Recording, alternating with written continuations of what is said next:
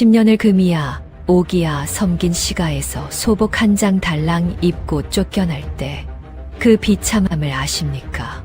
성녀라 손가락질하며 내던진 전 남편의 품에는 이미 대여섯 살 먹은 첩의 자식이 안겨 있었습니다.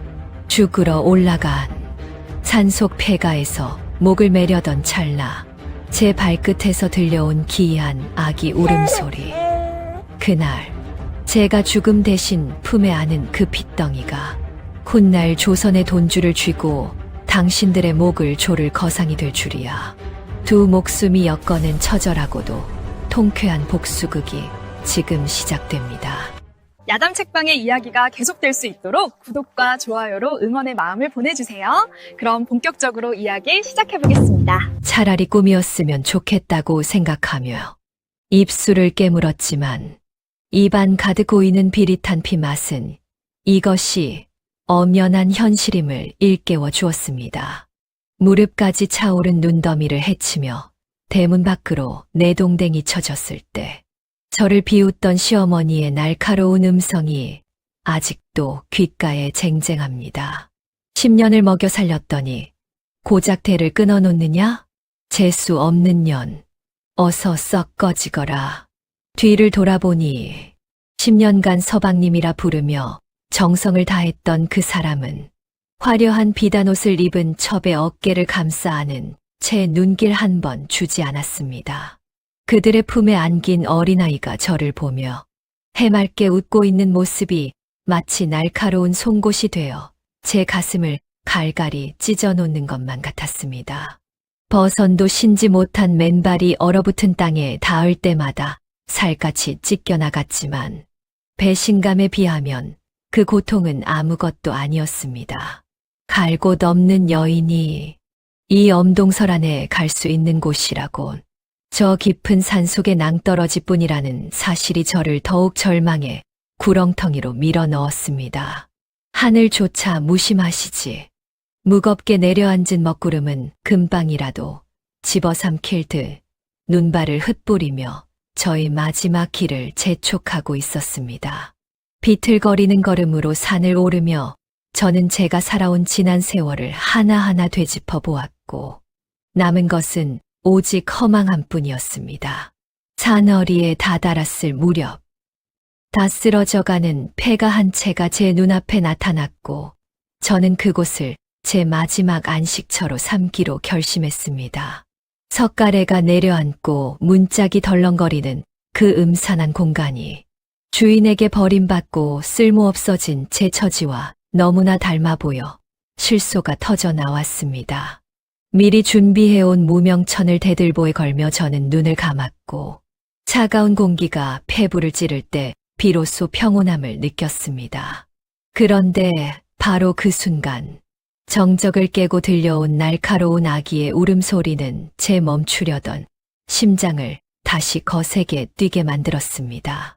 이 깊은 산속, 귀신조차 외면할 법한 폐가에 살아있는 생명이 있을 리 없건만 울음소리는 점점 더 또렷하게 제 귀를 파고들었습니다. 저는 홀린 듯 목을 매려던 천을 내려놓고 소리가 나는 구석진 곳으로 다가가 먼지 쌓인 가마니를 조심스럽게 들춰보았습니다. 먼지 섞인 가마니를 조심스레 걷어내자 그곳에는 차가운 흙바닥 위에 버려진 작은 핏덩이가 새파랗게 질린 채 가느다란 울음을 터뜨리고 있었습니다. 주변은 온통 깨진 장독 조각과 썩은 집단뿐이었고 아기를 감싸고 있는 소미불은 이미 산속의 습기를 머금어 얼음장처럼 차갑게 굳어 있었습니다. 누가 이 험하고 깊은 산속까지 올라와 이 가녀린 생명을 무참히 내던지고 간 것인지 저는 제 처지와 너무나 닮아 있는 아기의 모습에 가슴이 갈갈이 찢겨 나가는 것만 같았습니다. 방금 전까지 제 목을 매려 했던 무명천이 무색하게도 저는 홀린 듯 아기를 품에 안고 제 가슴에 온기를 나누기 시작했습니다. 아기를 안아 올리자 녀석의 몸은 마치 겨울냇가에서 건져 올린 돌덩이처럼 차가웠고 미세하게 떨리는 어깨는 금방이라도 멈출 듯 위태로워 보였습니다. 저는 제 소복의 앞자락을 풀어 헤치고 아기의 차가운 살결을 제 맨살에 밀착시켰으며 그 소름 끼치는 냉기가 제 심장으로 전해질 때마다 저는 더욱 세차게 아기를 감싸 안았습니다. 차마 말이 다 나오기도 전에 뜨거운 눈물이 아기의 볼 위로 뚝뚝 떨어졌고 그 눈물은 아기의 얼어붙은 보랏빛 입술을 조금씩 붉게 물들였습니다. 아가, 불쌍한 아가, 너도 세상에 버림받고 이 춥고 외로운 곳까지 홀로 흘러들어왔구나. 놀랍게도 아기는 제 품에 안기자마자 거짓말처럼 울음을 뚝 멈추고는 초점 없는 눈으로 저를 빤히 바라보았습니다. 그 맑고 깊은 눈망울 속에 비친 제 모습은 죽음을 앞둔 절망적인 여인이 아니라 어떻게든 이 아이를 살려야 한다는 간절함으로 가득 찬 한 인간의 얼굴이었습니다. 저는 그 순간 깨달았습니다. 하늘이 저를 죽으라고 이 폐가로 보내신 것이 아니라 이 가엾은 아이를 살리라고 저를 이곳으로 이끄셨다는 사실을 말입니다. 아기를 안은 팔에 힘을 주자 제 가슴 속에서도 멈췄던 생명의 고동이 다시금 요동치기 시작했습니다. 어둠이 짙게 깔린 폐가 안에서 저는 아기를 안고 한참을 흐느꼈고 그 눈물은 과거의 저를 씻어내고 새로운 어미로 태어나게 하는 성수와도 같았습니다. 저는 서둘러 대들보에 걸어두었던 무명천을 걷어내어 아기를 겹겹이 감싸 안았습니다. 더 이상 이곳은 제 차가운 무덤이 아니라 우리가 함께 다시 태어날 따뜻한 요람이 되어야 했습니다. 폐가 밖에는 여전히 살을 애듯 차가운 칼바람이 몰아치고 있었지만 품 안의 아기에게서 느껴지는 작고 미약한 심장 소리가 저에게 세상 그 무엇보다 강한 용기를 불어넣어 주었습니다. 그래, 죽긴 왜 죽니? 내가 너를 키우고 너를 위해 세상 끝까지 살아남겠다. 저는 찢어진 버선 사이로 새어나오는 핏방울이 하얀 눈 위에 붉은 꽃처럼 번지는 것을 보며 아기를 등에 단단히 업고 다시 그 지옥 같은 세상 속으로 한 걸음을 내디뎠습니다. 저를 벌레처럼 내던진 사람들에게 똑똑히 보여주고 싶었습니다. 가장 낮은 곳에서 피어난 생명이 얼마나 무섭고도 강인하게 자라나는지를 말입니다. 그것이 제가 선택한 가장 잔혹하면서도 아름다운 자비의 시작이자 피눈물 나는 복수의 첫걸음이었습니다. 눈보라가 제 시야를 가렸지만 저는 더 이상 휘청거리지 않았습니다. 제 등 뒤에서 느껴지는 아기의 체온이 저를 지탱하는 유일한 지팡이가 되어 주었기 때문입니다. 한 걸음, 또 한 걸음 내디딜 때마다 제 마음 속에 쌓였던 슬픔은 단단한 오기로 변해갔고 저는 속으로 수천 번을 되뇌었습니다.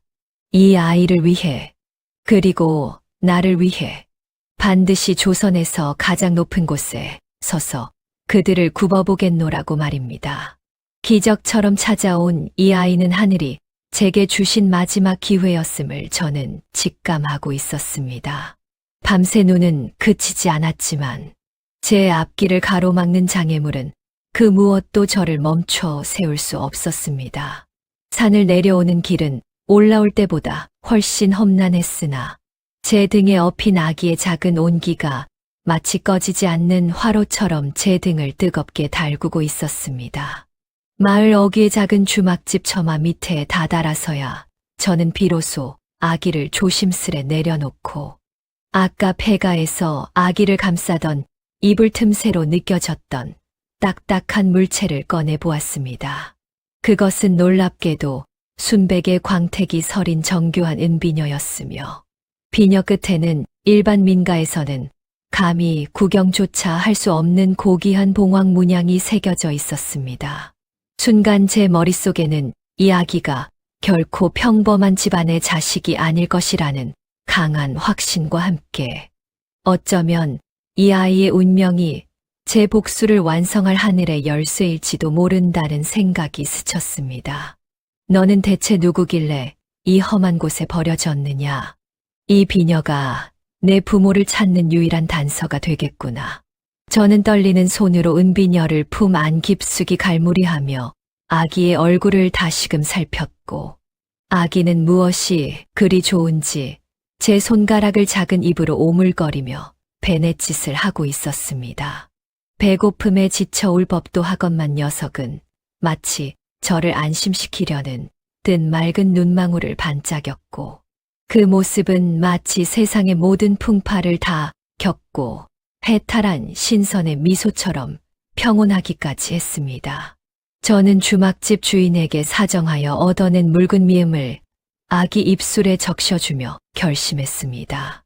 이 아이의 이름을 길을 이끄는 자라는 뜻의 도겸이라 짓고, 내 피부치보다 더 귀하게 키워 저를 버린 가문보다 수만 배는 더 높이 세우겠노라고 말입니다. 비녀에 새겨진 봉황의 눈이 마치 살아있는 듯 저를 응시하는 것만 같아 소름이 돋았지만, 그것은 두려움이 아니라 앞으로 다가올 거대한 운명에 대한 설렘이었습니다. 이제 제게 남은 것은 아무것도 없었지만 오히려 그렇기에 저는 그 무엇보다 강해질 수 있었습니다. 가진 것이 없으니 잃을 것도 없었고, 오직 제 곁에 도겸이와 함께 밑바닥에서부터 다시 기어 올라갈 일만 남았기 때문입니다. 저는 주막 뒤편에 차가운 우물물로 얼굴을 씻어내며 과거에 나약했던 서윤을 완전히 지워버렸고, 그 물살에 씻겨 내려가는 것은 눈물이 아니라 제가 품었던 마지막 미련들이었습니다. 도겸아, 우리는 이제 죽어도 같이 죽고 살아도 같이 사는 운명이다. 저는 아기를 다시 단단히 업으며 한양장터로 향하는 큰 길로 발걸음을 옮겼고, 그날 이후 제 인생의 사전에 포기라는 단어는 영원히 삭제되었습니다. 눈보라가 잦아들고 새벽달이 고개를 내밀 때, 저는 이미 한 명의 가녀린 여인이 아니라 아들을 지키고 가문을 사버릴 거상의 기계를 품고 있었습니다. 우리의 앞날에 어떤 거친 파도가 기다리고 있을지 알 수 없었지만, 품 속에 은비녀와 등 뒤에 아이가 있는 한 저는 그 어떤 시련도 정면으로 돌파할 준비가 되어 있었습니다.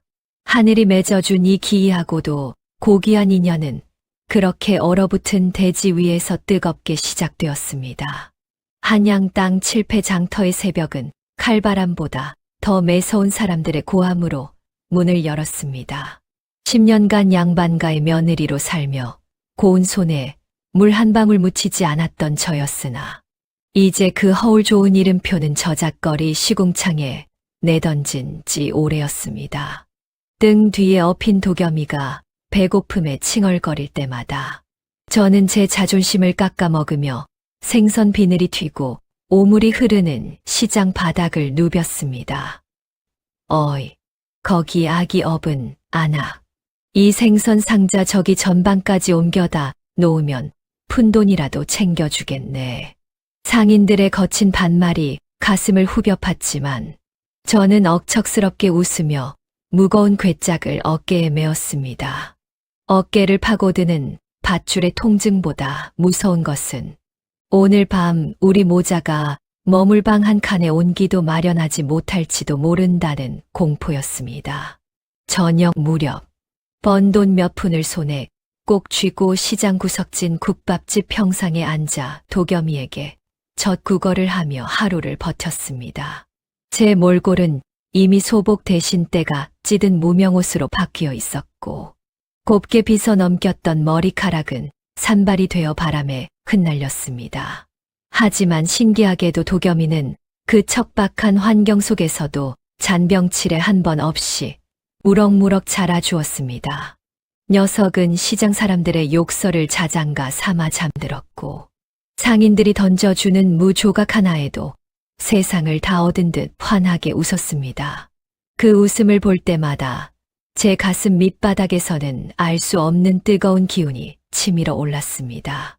복수는 칼로 하는 것이 아니라 살아남아 번성하는 것으로 하는 것임을 저는 매일 아침 장터 바닥에 머리를 조아리며 배웠습니다.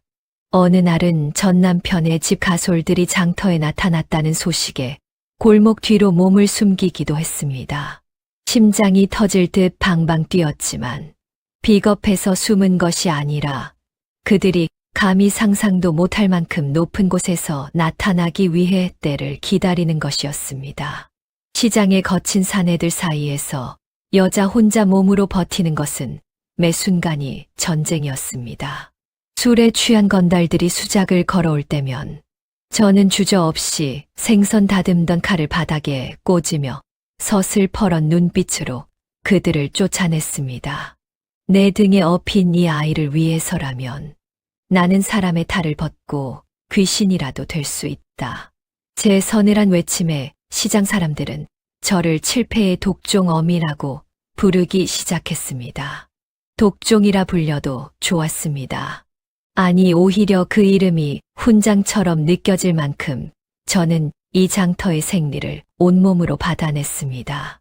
시장의 물목이 어떻게 오가는지, 어떤 물건이 귀해지고 어떤 상인이 큰 돈을 만지는지 저는 짐을 나르며 눈과 귀로 모조리 담았습니다. 가진 것이라곤 몸뚱이와 죽지 않을 만큼의 오기뿐이었지만 저는 이미 머릿속으로 거대한 상단의 지도를 그리고 있었습니다. 도겸이가 제 등을 두드리며 옹알이를 할 때 저는 이 아이가 훗날 이 장터의 주인이 될 것임을 믿어 의심치 않았습니다. 우리의 밑바닥 생활은 그렇게 비참함 속에 희망의 씨앗을 품으며 단단해져 갔습니다. 먼 훗날 이 고통스러운 새벽 공기가 그리워질 만큼 우리는 반드시 성공할 것이라고 저는 차가운 달빛 아래서 매일 밤 맹세했습니다. 제 손마디는 굵어지고 얼굴은 검게 탔지만 눈동자만은 은비녀의 봉황처럼 더욱 날카롭고 고귀하게 빛나고 있었습니다. 칠패 장터의 삭풍 속에서 어느덧 7해가 흘렀고 제 등 뒤에서 옹알이를 하던 핏덩이 도겸이는 어느새 제 허리춤까지 닿는 늠름한 아이로 자라났습니다. 우리는 장터 끝자락 욕쟁이 할멈이 운영하는 허름한 국밥집 단칸방에 몸을 의탁하며 하루하루를 버텨내고 있었습니다. 저는 낮에는 국밥 배달을 하고 밤에는 남의 집 빨래를 하며 손마디가 굵어지도록 일했지만 도겸이는 또래 아이들이 장난을 치며 뛰어놀 때도 제 옆에 앉아 시장의 장부를 뚫어지게 바라보곤 했습니다. 그를 가르친 적도 없건만 녀석은 장터 상인들이 주고받는 돈의 액수와 물목의 수량을 귀신같이 머릿속에 담았습니다. 어느 날 저녁 국밥집 할멈이 며칠째 맞지 않는 장부를 붙잡고 끙끙대며 애꿎은 담배만 태우고 있을 때였습니다. 옆에서 조용히 빗자루질을 하던 7살 도겸이가 할멈의 장부를 슬쩍 보더니 무심하게 손가락으로 한 지점을 가리키며 입을 열었습니다. 할머니, 사흘 전 들여온 돼지 비계 열근 값이 2번 적혔어요. 그래서 돈이 남는 거예요. 깜짝 놀란 할멈과 제가 장부를 다시 대조해보니 정말로 도겸이의 말대로 계산이 틀려 있었고 할멈은 넋이 나간 표정으로 도겸이를 바라보았습니다. 7살 아이가 복잡한 시장 거래의 흐름을 한눈에 파악하고 횡령과 오기를 잡아내다니 그것은 가히 신동이라 불려도 모자람이 없는 천재성이었습니다. 저는 가슴이 철렁 내려앉으며 품 안의 은비녀를 떠올렸고 이 아이의 혈관 속에 흐르는 고귀한 피가 비로소 그 빛을 발하기 시작했음을 직감했습니다. 도겸이는 단순히 숫자를 잘 세는 것이 아니라 장터의 물건이 어디서 흘러와 어디로 가는지 그 보이지 않는 돈의 길목을 꿰뚫어 보고 있었습니다. 어머니, 사람들은 배가 고파서 국밥을 먹지만 할머니는 남은 고기를 싸게 팔아서 더 많은 손님을 불러 모으고 계세요. 아이의 입에서 나온 말은 장사의 기본 원리를 관통하고 있었고 저는 그날 밤 도겸이를 꽉 껴안으며 남몰래 눈물을 훔쳤습니다.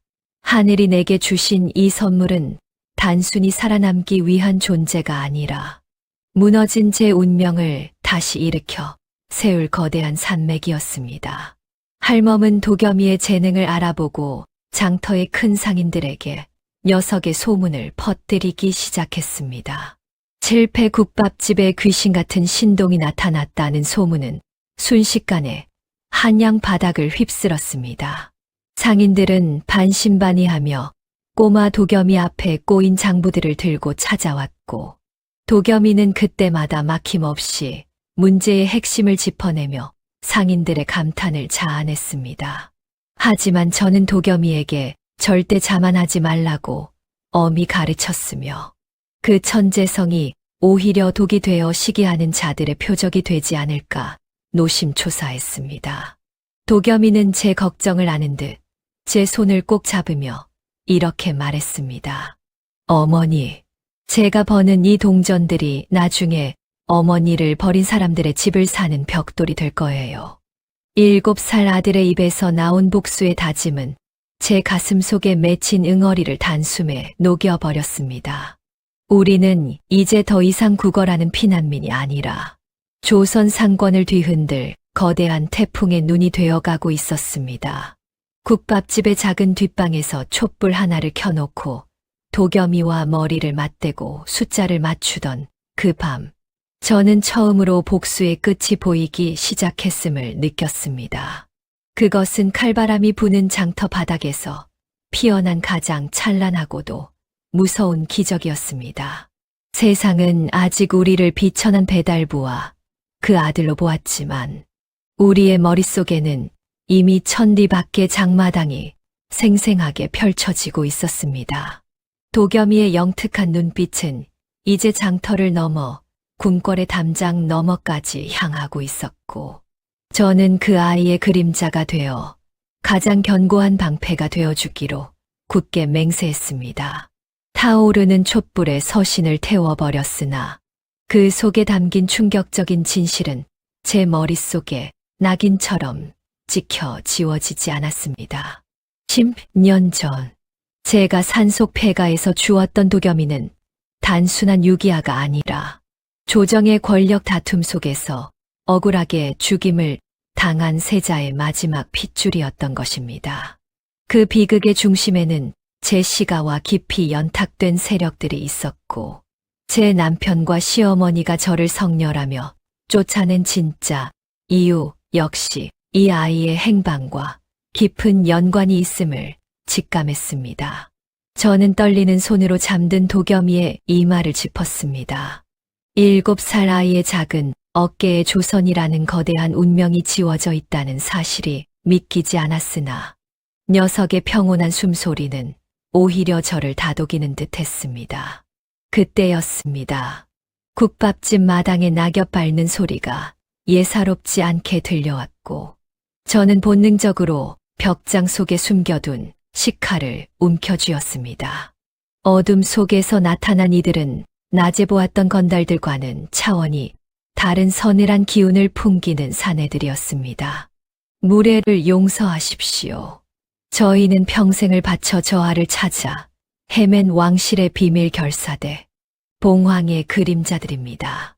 그들은 방 안으로 들어오지 않은 채 차가운 흙바닥에 무릎을 꿇고 낮게 엎드렸습니다.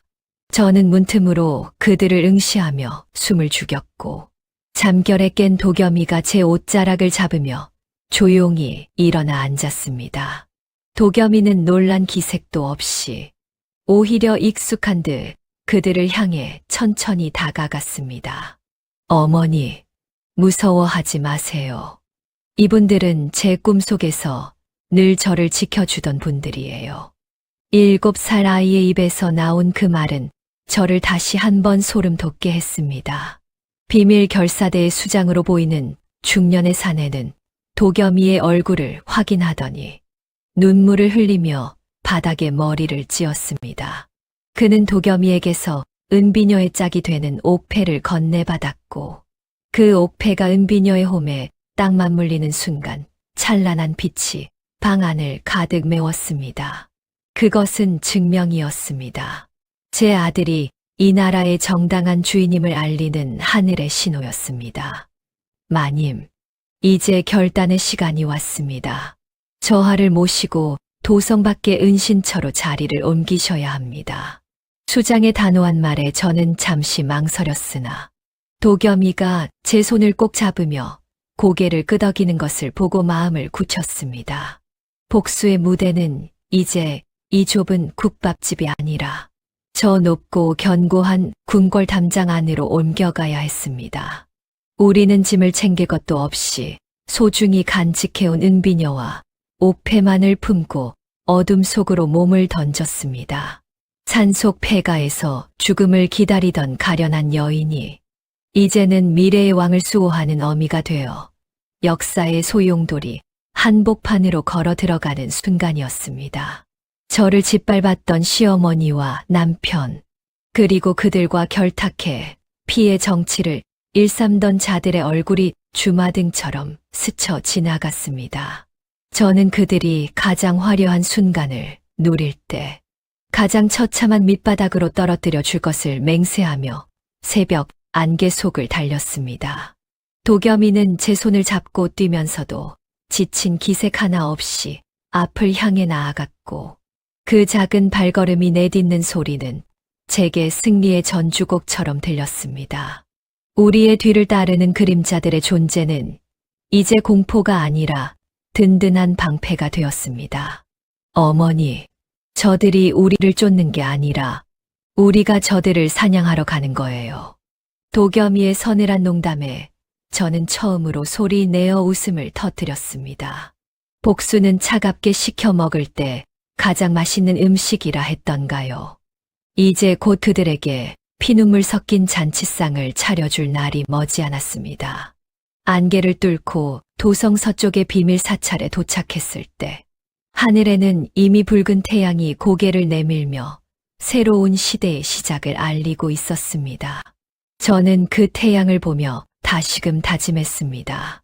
내 아들을 반드시 용상에 앉히고 나를 버린 자들의 가문을 뿌리째 뽑아버리겠노라고 말입니다.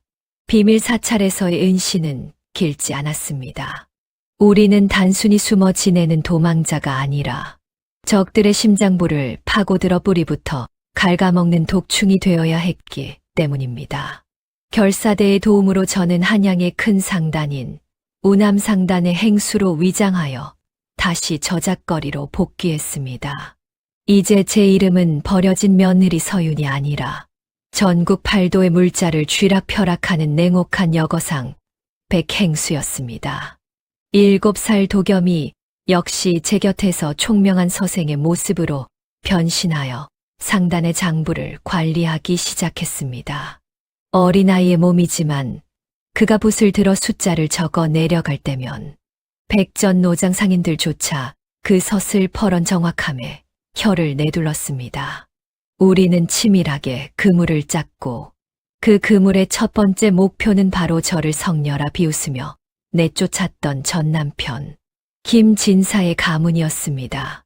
그는 최근 무리한 투기로 가세가 기울고 있었으며 제가 던져둔 미끼인 청나라 금광 사업에 눈독을 들이기 시작했다는 소식을 접했습니다. 드디어 운명의 날, 김진사가 자금 융통을 위해 우남상단의 행수인 저를 찾아왔습니다. 저는 화려한 비단 너울로 얼굴을 반쯤 가린 채 거만한 자세로 의자에 앉아 그를 맞이했습니다. 10년 전 눈물로 빌며 매달리던 저를 발길질로 걷어차던 그 남자가 이제는 제 발치에 머리를 조아리며 돈 몇 푼을 구걸하고 있었습니다. 행수 어른, 이번 사업에 제 가문의 전 재산을 걸었습니다. 부디 자금을 조금만 더 융통해 주십시오.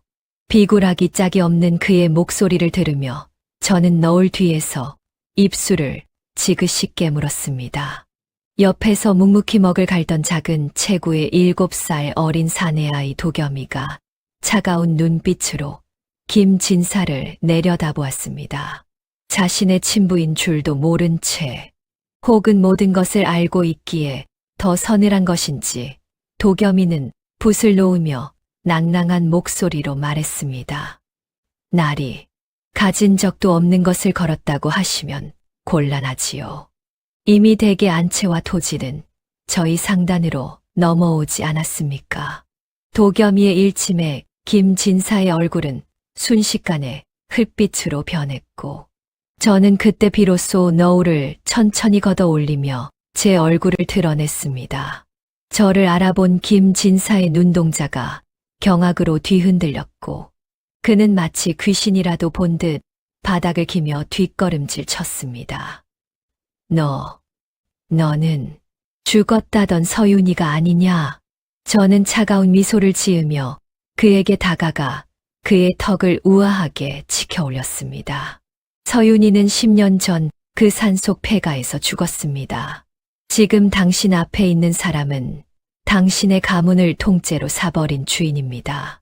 도겸이는 제 옆으로 다가와 제 손을 꼭 잡았고, 그 작은 손에서 전해지는 온기는 제 복수의 정당성을 다시 한번 일깨워 주었습니다. 김진사는 제 아들인 도겸이를 보며 무언가 말을 하려 했으나 도겸이의 눈에 서린 황족의 위험에 눌려 비명조차 지르지 못한 채 쓰러졌습니다. 이것은 시작에 불과했습니다. 김진사의 몰락은 그와 결탁한 궁궐 내 세력들을 끌어내리기 위한 작은 도화선일 뿐이었습니다. 우리는 그날 저녁 김진사의 가택을 압류했고, 제가 소복 한 장 입고 쫓겨났던 그 대문을 이제는 비단 옷을 입고 당당히 걸어 들어갔습니다. 시어머니가 거처하던 안방에 앉아 저는 도겸이에게 은비녀를 보여주며 나직이 속삭였습니다. 도겸아, 이제 이 집의 주인은 너다. 그리고 곧 이 나라의 주인이 될 것이다. 아이는 늠름하게 고개를 끄덕였고, 우리의 눈앞에는 더 높은 곳, 왕좌를 향한 피할 수 없는 전쟁이 기다리고 있었습니다. 어둠이 내린 한양 도성에서 버려진 여인과 버려진 왕자의 반격은 이제 누구도 막을 수 없는 거대한 해일이 되어 밀려오고 있었습니다. 저들의 탐욕이 쌓아 올린 바벨탑을 우리는 가장 우아하고도 처참하게 무너뜨려 줄 것입니다. 밤은 깊었으나 우리의 눈은 그 어느 때보다 형형하게 빛나고 있었습니다. 김진사의 가문을 처참히 몰락시킨 소식은 한양의 지하 정보를 타고 순식간에 궁궐 내부까지 흘러 들어갔습니다. 저는 이제 단순한 상단의 행수가 아니라 조정의 재정을 뒤흔드는 보이지 않는 손으로 자리 잡았으며, 궁궐 내 반대파 세력들은 저를 포섭하기 위해 혈안이 되어 있었습니다. 하지만 그들이 꿈에도 모르는 사실은 제 곁에서 묵묵히 서신을 정리하는 작은 체구의 7살 어린 사내 아이 도겸이가 바로 그들이 독살했다 믿었던 세자의 외아들이라는 점이었습니다. 우리는 이제 적들의 숨통을 조이기 위해 궁궐 내 명문가들의 연회에 침투하기 시작했습니다. 화려한 비단옷 속에 날카로운 비수를 감춘 채 저는 도겸이의 손을 잡고 금단이라 불리는 궁궐의 부속 건물인 천양각의 문턱을 넘었습니다. 그곳에는 저를 쫓아냈던 시어머니가 그토록 줄을 대고 싶어 하던 대왕 대비의 측근들이 모여 있었습니다. 저는 그들에게 천문학적인 액수의 정치 자금을 제안하며 그들의 환심을 샀고, 동시에 도겸이는 그들의 자제들과 어울리는 척하며 가문 내부의 은밀한 치부들을 수집했습니다. 연회가 한창일 무렵, 대왕 대비의 조카이자 조정의 실세인 권 판서가 도겸이의 총명함에 감탄하며 아이를 곁으로 불렀습니다. 허허, 이 아이의 눈빛이 예사롭지 않구나. 장차 이 나라의 큰 제목이 되겠어. 권 판서의 가식적인 칭찬에 도겸이는 허리를 숙여 예의를 갖추면서도 그의 귀에만 들릴 만큼 낮은 목소리로 속삭였습니다. 대감, 제목이 되기보다는 제목을 베는 도끼가 더 어울리지 않겠습니까? 대감이 숨겨둔 장래용 수의가 주인도 없이 썩어가고 있다고 들었습니다. 권 판서의 얼굴은 순식간에 창백해졌고, 자신만이 알고 있던 영모의 증거를 7살 아이가 입에 담자 술잔을 든 손을 바르르 떨었습니다. 저는 그 광경을 멀리서 지켜보며 차가운 술을 들이켰습니다. 도겸이는 이제 저희 보호를 받는 아기를 넘어 스스로의 힘으로 적들의 심장을 쥐어짜는 어린 포식자로 성장해 있었습니다. 우리는 그날 밤 권 판서를 협박하여 궁궐의 서쪽 문을 여는 비밀 암호를 받아냈고, 결사대원들은 이미 도성 외곽에서 거사를 위한 칼날을 갈고 있었습니다. 거사 전날 밤, 저는 도겸이에게 10년간 간직해온 봉황 은비녀를 내주었습니다. 도겸아, 이것은 내 어머니가 목숨과 맞받고 지켜낸 너의 자격이다. 아이는 은비녀를 손에 쥐고 창밖의 달을 응시하며 말했습니다. 어머니, 저는 왕이 되고 싶은 게 아니에요. 어머니를 울렸던 이 세상을 다시는 누구도 울지 않게 만드는 주인이 되고 싶을 뿐이에요. 7살 아들의 성숙한 대답에 저는 참았던 눈물을 쏟아냈고, 아이는 제 눈물을 작은 손으로 닦아주며 저를 위로했습니다. 우리의 복수는 이제 개인의 한풀이를 넘어 나라의 근간을 바로 세우는 대업으로 변모해 있었습니다. 저는 제 소복을 찢어 만든 붉은 띠를 도겸이의 이마에 묶어 주었고, 그것은 승리를 향한 우리의 피의 맹세였습니다. 다음 날 새벽, 궁궐의 서문이 소리 없이 열리고 봉황의 그림자들이 어둠을 뚫고 궐 안으로 쏟아져 들어갔습니다. 저를 성녀라 비웃던 이들의 비명 소리가 궁궐의 담장을 넘을 때, 저는 비로소 10년 전 폐가에서 느꼈던 그 지독한 한기가 사라지는 것을 느꼈습니다. 우리는 당당히 근정전 계단을 올랐고, 그곳에는 공포에 떨고 있는 대신들 사이로 작은 체구 7살 어린 사내의 아이 도겸이가 황금색 골룡포를 걸친 채 서 있었습니다. 그것은 조선 역사상 가장 작지만 가장 거대한 왕의 등장이었습니다. 저는 그의 뒤에서 세상을 향해 선언했습니다. 버려진 것들이 세상을 지배하는 시대가 왔노라고 말입니다.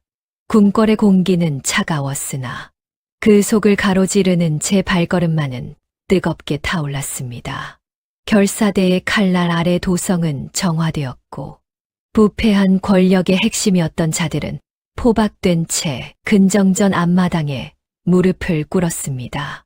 그 죄인들의 맨 앞줄에는 제 인생을 송두리째 짓밟았던 시어머니와 전 남편 김진사가 형틀에 묶인 채 벌벌 떨고 있었습니다. 저는 화려한 대비의 예복을 입고 천천히 계단을 내려가 그들 앞에 섰습니다. 저를 알아보지 못하고 살려달라 애걸하던 시어머니는 제가 면사포를 걷고 얼굴을 드러내자 벼락이라도 맞은 듯 비명을 지르며 뒤로 넘어졌습니다. 이럴 리가 없다. 내년은 분명 굶어 죽었어야 할 성녀가 아니냐. 저는 그녀의 비열한 외침에 대답하는 대신 제 옆에 위험 있게 서 있는 작은 체구의 7살 어린 사내아이 도겸이를 가리켰습니다. 금실로 봉황이 수놓아진 골룡포를 입은 도겸이는 자신을 버린 가문을 향해 단 한 방울의 동정도 섞이지 않은 서늘한 목소리로 선포했습니다. 할머니, 어머니가 성녀라 하셨습니까? 하늘은 어머니의 비어있던 태중 대신 조선의 미래를 품게 하셨습니다. 김진사는 자신의 아들이 왕의 자리에 앉아 자신을 심판한다는 사실에 넋이 나간 듯 침을 흘리며 웃기 시작했습니다. 가장 잔혹한 복수는 목숨을 끊는 것이 아니라 자신들이 버린 존재가 가질 수 없는 가장 높은 곳에 올라선 것을 평생 밑바닥에서 지켜보게 하는 것이었습니다. 저는 그들에게 가문 박탈과 영구 유배형을 내렸고, 그들이 끌려나가는 뒷모습을 보며 10년 전 눈보라 속에서 흘렸던 피눈물을 비로소 닦아냈습니다. 도겸이는 왕좌에 앉아 대신들의 조례를 받으면서도 늘 제 자리를 자신의 옥좌 바로 옆에 마련해 두었습니다. 우리는 이제 장터의 억척어미와 신동이 아니라 이 나라의 기틀을 다시 세우는 성군과 그를 만든 여장부로 역사에 기록될 준비를 마쳤습니다. 도겸이는 7살이라는 나이가 믿기지 않을 만큼 명석한 두뇌로 장터의 상도 산다어를 국정에 도입했습니다. 백성들이 굶지 않게 곳간을 풀고 억울하게 쫓겨난 여인들을 위한 구휼기관을 세워 제 과거와 같은 아픔이 반복되지 않게 했습니다. 어느 만월의 밤, 우리는 궁궐의 가장 높은 누각에 올라 한양 도성의 야경을 내려다보았습니다. 저는 품속에서 낡은 은비녀를 꺼내 도겸이의 머리에 직접 꽂아주었습니다. 도겸아, 이제 이 비녀는 비밀의 열쇠가 아니라 왕의 징표다. 아이는 제 손을 꼭 잡으며 환하게 웃었고, 그 웃음은 폐가의 가만히 속에서 보았던 그 맑은 눈망울 그대로였습니다. 복수는 끝났으나 우리의 삶은 이제부터가 진짜 시작이었습니다. 저는 더 이상 누군가의 며느리나 아내로 정의되지 않았습니다. 저는 왕의 어머니이자 이 나라의 경제를 쥐고 흔드는 보이지 않는 거상이었습니다. 우리를 버렸던 세상은 이제 우리 발 아래서 숨을 죽이고 우리가 일궈낼 새로운 조선의 아침을 기다리고 있었습니다. 눈보라 속의 소복 여인에서 궁궐의 황후와 같은 위엄을 갖추기까지 그 험난했던 여정은 이제 전설이 되어 저작거리 광대들의 입을 통해 전국으로 퍼져나갔습니다. 비참한 추락 끝에 얻어낸 이 찬란한 부활은 가장 낮은 곳에서 생명을 포기하지 않은 자들에게 하늘이 내리는 가장 달콤한 보상이었습니다. 달빛은 유난히 푸르고 평온했으며 제 가슴 속에는 더 이상한이 아닌 따스한 희망의 불꽃이 조용히 일렁이고 있었습니다. 버려진 며느리와 버려진 아이의 이야기는 그렇게 완벽한 승리로 막을 내렸습니다. 복수의 불길이 휩쓸고 간 자리에는 이제 새로운 생명의 싹이 돋아나기 시작했습니다. 저는 궁궐의 화려한 침소보다는 장터의 거친 활기가 여전히 체질에 맞았기에 대비의 신부님에도 불구하고 은밀히 사복을 입고 한양의 물가를 살피러 저작거리에 나서곤 했습니다. 작은 체구의 7살 어린 사내아이 도겸이는 왕이 된 직후 가장 먼저 전임 권력자들이 백성들의 고혈을 짜내어 축적했던 부정 축제 재산들을 전량 몰수하는 명을 내렸습니다. 그 거대한 자금은 다시 상인들에게 저리로 융통되었고 막혔던 돈의 흐름이 뚫리자 한양은 전례 없는 호황기를 맞이하게 되었습니다. 도겸이는 집무실에 앉아 대신들의 복잡한 보고서를 읽기보다 제가 장터에서 직접 보고 들은 살아있는 민심의 소리에 귀를 기울였습니다. 어머니, 숫자는 거짓말을 하지 않지만 사람의 마음은 숫자로만 채울 수 없음을 이제야 알 것 같습니다. 7살 아이의 입에서 나온 통찰은 조정의 노회한 대신들을 숙연하게 만들었으며 저는 그런 아들의 성장을 지켜보며 비로소 마음속의 마지막 응어리까지 녹아내리는 것을 느꼈습니다. 하지만 평화의 이면에는 늘 어둠이 도사리고 있는 법이었습니다. 유배지로 떠나던 김진사와 시어머니의 잔당들이 청나라에서 유입된 아편 밀수 조직과 손을 잡고 도겸이의 치세를 흔들려 한다는 첩보가 들어왔습니다. 저는 그들을 뿌리 뽑기 위해 직접 우남상단의 총수로서 다시 전면에 나섰습니다. 과거 장터에서 짐을 나르던 독종 어미의 매서운 눈빛이 다시금 살아났고 저는 결사대원들을 상인으로 위장시켜 전국의 밀수 루트를 단숨에 차단해버렸습니다. 밀수꾼들의 우두머리가 제 앞에 끌려왔을 때 그는 제가 대비라는 사실을 꿈에도 모른 채 돈으로 매수하려 들었습니다. 백행수, 이 황금 보따리만 눈 감아주면 당신 상단은 조선에서 가장 큰 부자가 될 것이요. 저는 비릿한 웃음을 지으며 그가 내민 황금 상자를 발로 차버렸습니다. 내가 이미 조선의 주인인 왕의 어머니인데 내깟 도둑놈의 황금이 내 눈에 차겠느냐? 제 서슬퍼런 일갈의 사내의 안광은 공포로 물들었고 그 배후에 숨어있던 김진사의 마지막 희망도 그렇게 제가 되어 사라졌습니다. 사건을 정리하고 돌아온 저녁, 도겸이는 궁궐 연못가에서 저를 기다리고 있었습니다. 아이는 제 거칠어진 손을 어루만지며 왕의 위엄을 잠시 내려놓고 응석바지 아들로 돌아와 제 품에 얼굴을 묻었습니다. 어머니, 이제는 더 이상 무거운 짐을 지지 마세요. 제가 만든 이 나라가 어머니의 가장 편안한 침소가 되게 하겠습니다. 작은 체구의 7살 어린 사내아이 도겸이의 위로에 저는 10년 전 폐가의 그 추위를 완전히 잊었습니다. 우리는 함께 만월을 바라보며 버려진 자들이 일궈낸 이 찬란한 제국이 영원히 지속되기를 기도했습니다. 복수는 칼날로 시작되었으나 그 끝은 백성을 먹여 살리는 따뜻한 밥상과 공정한 법도로 완성되고 있었습니다. 저를 쫓아냈던 그 가문은 이제 역사의 뒤안길로 사라져 이름조차 희미해졌지만 저와 도겸이의 이름은 이 땅의 모든 버림받은 이들에게 희망의 상징으로 남을 것입니다.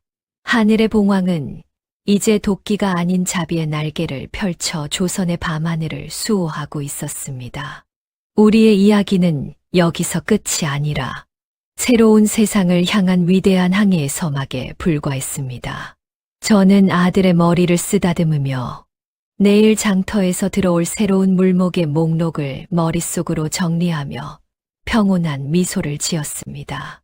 조선의 국운이 나날이 번창하자 북방의 거대한 제국인 청나라에서도 이 기이한 신동 군주의 소문을 듣고 특별사절단을 파견하기에 이르렀습니다.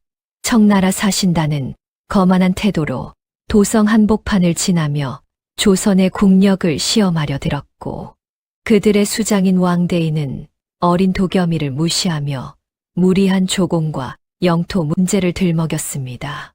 저는 대비로서 병풍 뒤에서 그들의 회담을 지켜보며 주먹을 꽉 쥐었지만 작은 체구의 7살 어린 사내아이 도겸이는 오히려 평소보다 더 차분한 모습으로 옥좌에 앉아 있었습니다.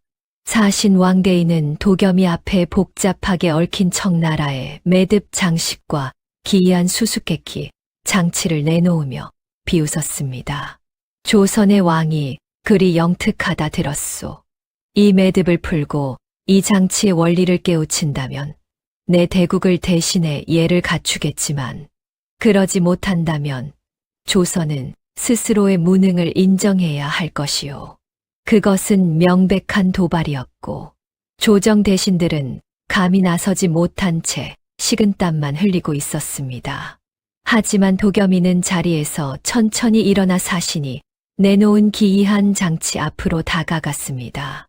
아이의 작은 손이 차가운 금속 장치를 어루만지더니 이내 장터에서 잔뼈가 굵었던 시절에 익혔던 수의 흐름과 기계적 원리를 결합하여 단숨에 장치를 분해해 버렸습니다. 단순히 푼 것이 아니라 그 내부의 설계 결함을 지적하며 청나라 사신단의 오만함을 정면으로 받아친 것입니다. 대인, 이 장치는 것만 화려할 뿐 속은 텅 비어 균형이 맞지 않습니다. 청나라의 국고가 이와 같지 않기를 바랄 뿐입니다. 도겸이의 서슬퍼런 일갈의 왕대인은 안색이 흙빛이 되어 무릎을 꿇었습니다. 7살 아이의 통찰력이 대국의 노회한 외교관을 단숨에 압도해버린 것입니다. 저는 병풍 뒤에서 안도의 한숨을 내쉬며 장터 바닥에서 도겸이와 함께 장부를 대조하던 그 고달픈 세월이 결코 헛되지 않았음을 다시 한번 확인했습니다. 도겸이는 이제 단순히 조선의 왕이 아니라 동북아시아의 세력 판도를 흔들 수 있는 지략가로 우뚝 서 있었습니다. 사신단이 물러간 뒤 도겸이는 화려한 편전의 문을 열고 저를 향해 달려와 품에 안겼습니다. 어머니, 제가 잘했나요? 저들의 거드름은 결국 내실이 없다는 증거였어요. 장터의 사기꾼들과 다를 바 없더군요. 저는 기특한 아들의 등을 다독이며 이 아이가 짊어진 왕관의 무게가 얼마나 무거운 것인지 새삼 실감했습니다. 우리는 그날 밤 청나라와의 무역권에서 조선이 압도적인 우위를 점하는 새로운 조약을 체결했습니다. 제 상단은 이제 청나라를 넘어 서역의 물건까지 들여오는 거대한 무역 통로를 확보하게 되었고, 조선의 백성들은 더 이상 흉년을 걱정하지 않아도 될 만큼 풍족한 창고를 갖게 되었습니다. 복수로 시작된 우리의 여정은 이제 조선을 부국강병의 길로 이끄는 대업으로 승화되어 있었습니다. 저를 성녀라 비웃으며 쫓아냈던 시어머니가 이 광경을 보았다면 무어라 말했을까요? 그녀가 내버린 씨앗이 이제는 조선을 비추는 태양이 되어 천하를 호령하고 있었습니다. 밤하늘의 별들은 유난히 밝게 빛났고 도겸이와 제가 걸어갈 길은 이제 비단길보다 더 찬란하게 펼쳐져 있었습니다. 저는 아들의 손을 꼭 잡고 다짐했습니다. 이 평화와 번영을 위해 내 모든 지혜와 상단의 힘을 보태겠노라고 말입니다. 우리의 전설은 이제 막 두 번째 장을 넘기고 있었습니다. 청나라 사신단과의 외교적 승리 이후 조선의 백성들 사이에서 도겸이는 하늘이 내린 성군으로 칭송받으며 그 입지를 더욱 공고히 했습니다.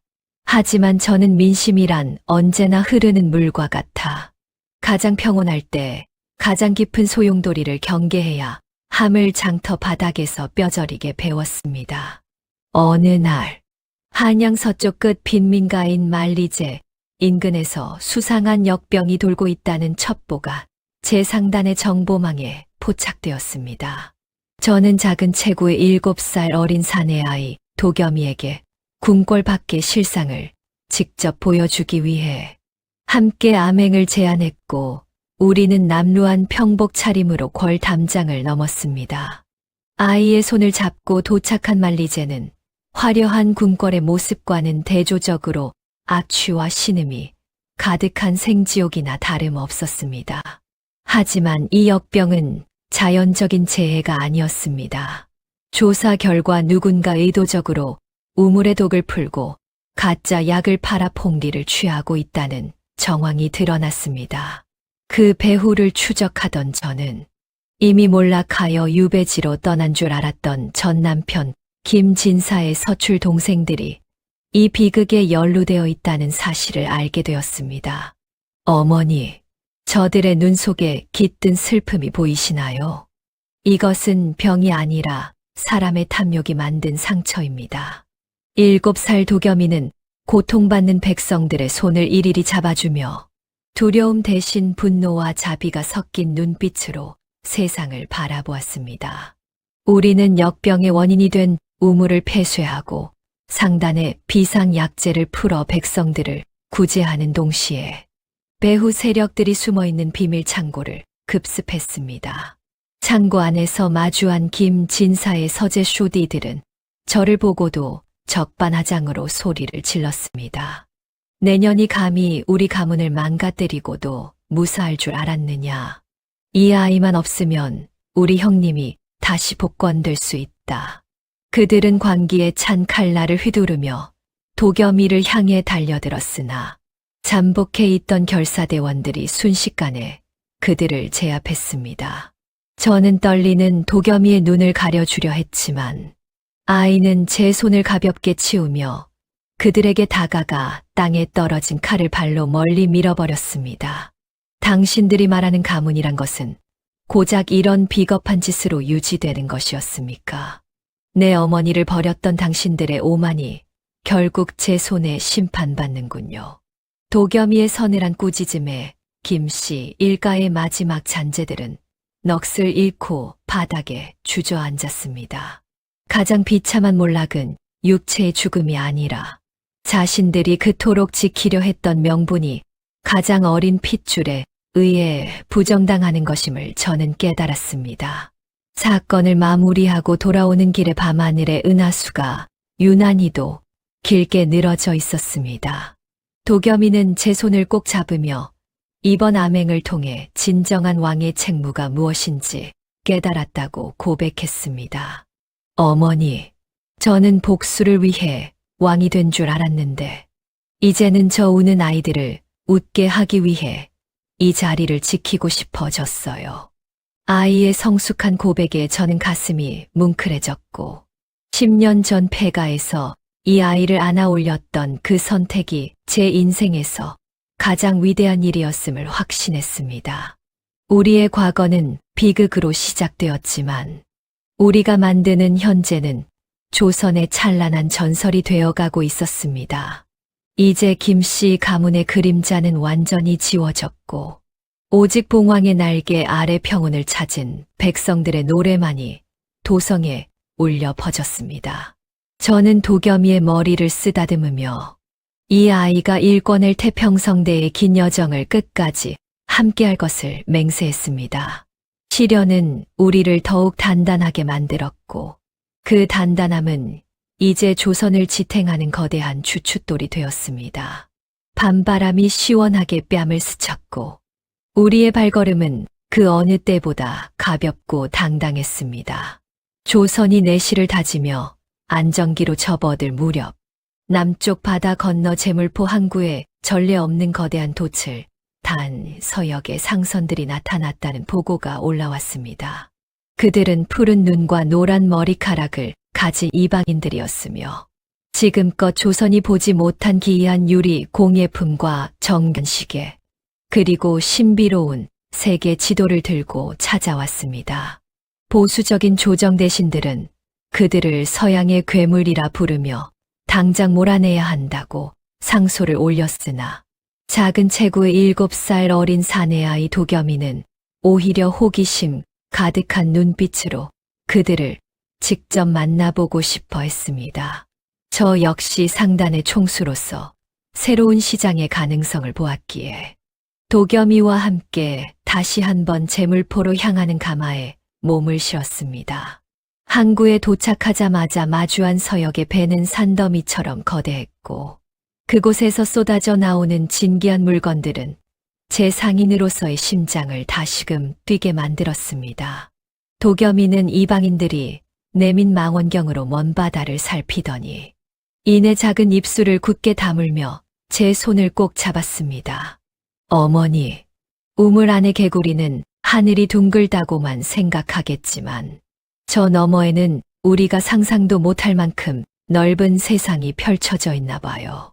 서역의 선장 안토니오는 어린 국왕의 총명함에 감탄하며 그에게 황금으로 장식된 세계 지도를 선물했습니다.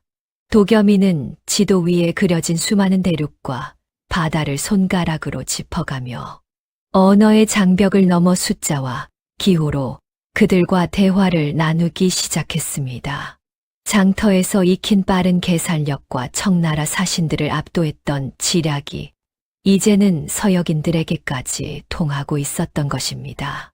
그는 단순히 물건을 수입하는 것에 그치지 않고 조선의 도자기와 비단이 저 너머 세상에서 얼마나 높은 가치를 인정받을 수 있을지를 치밀하게 계산했습니다. 안토니오 선장, 우리는 당신들의 기술을 원하지만 당신들은 우리 조선의 정수를 가져가게 될 것이요. 이 거래는 서로의 머리 위가 아니라 어깨를 나란히 하는 자리가 되어야 하오. 7살 아이의 당당한 외교력에 서역인들은 모자를 벗어 경의를 표했습니다. 저는 그 모습을 보며 이 아이가 단순히 조선의 왕을 넘어 동방의 등불이자 세계의 흐름을 주도할 거인으로 성장하고 있음을 확신했습니다. 하지만 새로운 문물의 유입은 늘 기존 세력의 반발을 불러오는 법이었습니다. 조정의 완고한 노론 벽파들은 이방인들과 손을 잡는 것이 나라를 망치는 길이라며 비밀리에 사병들을 움직여 제물포 항구를 습격하려 했습니다. 습격은 야음을 틈타 시작되었으나 제 상단의 정보망은 이미 그들의 움직임을 간파하고 있었습니다. 결사대원들은 항구 주변의 창고에 매복해 있다가 습격자들을 단숨에 포위했습니다. 저는 혼란스러운 와중에도 도겸이를 지키기 위해 그의 앞을 막아섰지만 도겸이는 오히려 서역 선원들이 가져온 화승총보다 진보된 형태의 신식 화기를 직접 들어보였습니다. 어머니, 변화는 두려워하는 자에게는 재앙이지만 받아들이는 자에게는 강력한 방패가 됩니다. 아이는 단 한 발의 경고 사격으로 적들의 기세를 꺾어버렸고 그 소리는 낡은 조선의 가치관이 무너지고 새로운 시대가 열리는 신호탄과도 같았습니다. 사건이 진압된 후 우리는 서역의 기술자들을 도성으로 초빙하여 조선만의 독자적인 신무기와 기계들을 제작하기로 합의했습니다. 복수로 시작된 우리의 여정은 이제 조선을 해양 강국으로 이끄는 거대한 모험으로 진화하고 있었습니다. 저는 제물포 항구의 갯벌 위에 서서 멀어지는 서역 상선의 돛을 바라보았습니다. 10년 전 눈보라 속 폐가에서 얼어 죽어가던 아이와 그 아이를 안았던 여인이 이제는 바다 넘어 세상을 품에 안으려 하고 있었습니다. 하늘의 봉황은 이제 한반도의 산맥을 넘어 드넓은 대양으로 비상할 준비를 마쳤습니다. 도겸이는 제 손을 잡고 바다를 가리키며 활짝 웃었고 그 웃음소리는 파도 소리에 섞여 영원히 기억될 전설의 한 페이지를 장식했습니다. 우리의 꿈은 이제 한계가 없었습니다. 서역의 문물은 조선의 산천에 새로운 활력을 불어넣었습니다. 도성 곳곳에는 이제 기름을 태우지 않아도 밤을 밝히는 유리 전등이 하나둘 설치되었고 제 상단은 서역의 제사 기술을 도입하여 이전보다 훨씬 부드럽고 질긴 비단을 생산해내며 전 세계 상인들의 감탄을 자아냈습니다. 하지만 이러한 풍요 속에서도 작은 체구의 7살 어린 사내아이 도겸이는 결코 안주하지 않았습니다. 아이는 왕좌에 앉아 있을 때보다 백성들의 삶 속으로 들어가 그들의 목소리를 듣는 것을 더 좋아했습니다. 어느덧 도겸이의 즉위 1주년이 다가왔고 온 나라는 이를 축하하기 위해 만 개의 연등을 띄우는 만화제를 준비했습니다. 저는 대비로서 이 축제를 주관하며 과거 저를 짓밟았던 이들이 결코 보지 못했을 찬란한 조선의 미래를 설계했습니다. 축제의 전야, 저는 도겸이와 함께 궁궐의 가장 높은 전각에 올라 도성을 내려다보았습니다. 집집마다 피어오르는 밥 짓는 연기와 백성들의 웃음소리가 바람을 타고 들려올 때 저는 비로소 10년 전 그 폐가에서 느꼈던 지독한 한기가 온전히 사라졌음을 깨달았습니다. 어머니, 저기 보이는 불빛 하나하나가 저에게는 세상 무엇보다 귀한 보석들입니다. 도겸이는 제 손을 잡으며 나지막이 속삭였습니다. 7살 아이의 손이라고는 믿기지 않을 만큼 단단하고 따뜻한 그 손에서 저는 한 나라를 짊어진 군주의 무게와 어미를 향한 깊은 사랑을 동시에 느꼈습니다. 그때였습니다. 축제의 시작을 알리는 거대한 불꽃이 밤하늘을 수놓았고 하늘로 쏘아 올려진 불꽃들은 마치 한 마리의 거대한 봉황이 날갯짓을 하는 듯한 형상을 만들어냈습니다. 백성들은 환호하며 성군 도겸의 이름을 연호했고 그 함성은 궁궐 담장을 넘어 삼천리 강산 구석구석으로 퍼져나갔습니다. 저는 그 순간 우리의 복수가 단순히 적을 멸하는 것에서 끝난 것이 아니라 버려진 자들의 고통을 희망으로 승화시킨 완벽한 승리였음을 확신했습니다. 저를 성녀라 비웃으며 쫓아냈던 시어머니와 남편의 가문은 이제 역사 속의 추잡한 얼룩으로 남았지만 저와 도겸이가 일궈낸 이 태평성대는 만대까지 이어질 전설이 될 것이었습니다. 축제가 끝난 깊은 밤, 저는 도겸이와 함께 비밀의 화원을 거닐었습니다. 화원 한 구석에는 제가 10년 전 아기를 처음 발견했던 그 폐가를 기억하기 위해 작은 정자가 세워져 있었습니다. 우리는 그곳에 앉아 우리가 처음 만났던 그 시린 겨울날의 이야기를 나누었습니다. 어머니가 저를 안아주시지 않았다면 이 모든 빛은 존재하지 않았을 거예요. 도겸이는 품 안에서 이제는 낡아버린 은비녀를 꺼내 제 머리에 다시 꽂아주었습니다. 그것은 이제 복수의 도구가 아니라 하늘이 맺어준 가장 질긴 인연의 징표였습니다. 저는 아들을 품에 꼭 안으며 앞으로 다가올 수많은 세월 속에서도 변치 않는 지지자가 되어줄 것을 다짐했습니다. 비천한 여인에서 나라의 어머니로, 버려진 핏덩이에서 만백성의 군주로 부활한 우리 모자의 이야기는 이제 조선의 역사를 넘어 영원히 지지 않는 꽃으로 피어났습니다. 달빛 아래 평온하게 잠든 도성을 바라보며 저는 마침내 과거의 상처와 완전히 작별하고 다가올 찬란한 내일을 향해 미소 지었습니다. 봉황의 비상은 멈추지 않을 것이며 우리의 발걸음은 늘 백성들의 고통과 희망이 교차하는 그곳을 향할 것입니다. 가장 낮은 곳에서 시작된 우리의 사랑과 야망은 그렇게 가장 높은 곳에서 온 세상을 따뜻하게 비추는 영원한 유산이 되었습니다. 오늘의 야담, 산속에 버려진 천재 아기를 데려온 쫓겨난 과부 편은 여기서 막을 내립니다. 가장 시린 눈보라 속에서 시작된 인연이 조선의 가장 찬란한 태평성대가 되기까지 두 모자가 보여준 강인한 의지와 복수의 여정은 우리에게 깊은 울림을 남깁니다.